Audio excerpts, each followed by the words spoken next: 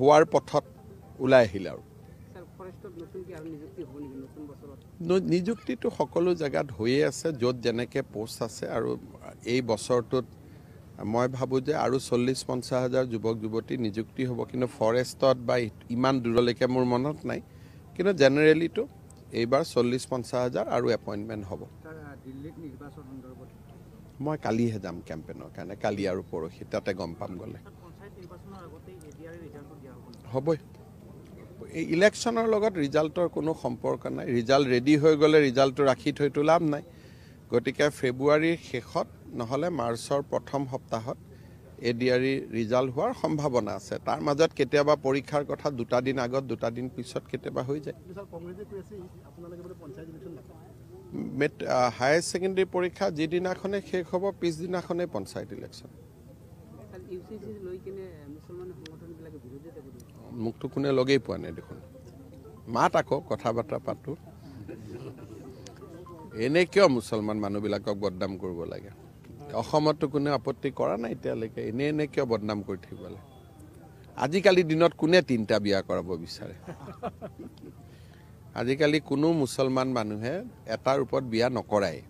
হয় নহয় গতিকে এইবিলাক দাবী উত্থাপন কৰিলে মানুহৰ মনত সন্দেহে হয় যে ক'বা 2-3টা হৈ আছে নেকি কিন্তু মইতো এইবাৰে আমি যিবোৰ জৰীপ তৰীপ চলি আছে আজিকালি মুছলিম মানুহৰ মাজত 3টা বিয়া কৰা 2টা বিয়া কৰা বহুত নাইয়ে বুলি ক'ব পাৰি হ'ব বাবা হৈ গ'ল এছেম্বলিত বিল হ'ল গভৰ্ণৰে অনুমোদন জনালে এতিয়া ৰাষ্ট্ৰপতিৰ চহীৰ কাৰণে গৈছে 3-4 মাহ লাগিব এইটোতো আইনো পাছ হৈ গ'ল দেখোন এতিয়া বিক্ৰী আৰু ক'ত হ'ব 5 কিলোমিটাৰ বাহিৰৰখিনি হ'ব ভিতৰত আৰু তাৰ স্থানীয় মানুহে স্বচ্ছতাৰ ক্ষেত্ৰত আমি কতো কম্প্ৰমাইজ নকৰাকৈ আমি আগবাঢ়ি যাম শ্ৰদ্ধাৰ ৰাইজ শিক্ষক নিযুক্তিৰ সমান্তৰালভাৱে মই আগতেই কেইদিনমান আগতে উল্লেখ কৰিছিলোঁ যে আমাৰ হৈ যোৱা ADRE পৰীক্ষাৰ ফলাফলসমূহ আমি ফেব্ৰুৱাৰী মাহৰ শেষৰ ফালে বা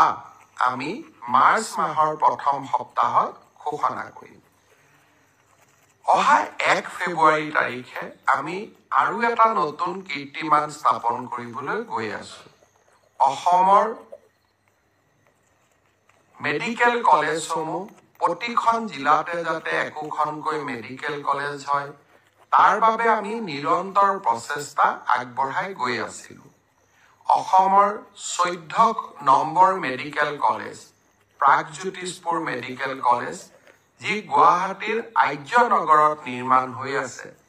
1 ফেব্ৰুৱাৰী তাৰিখে OPD সেৱা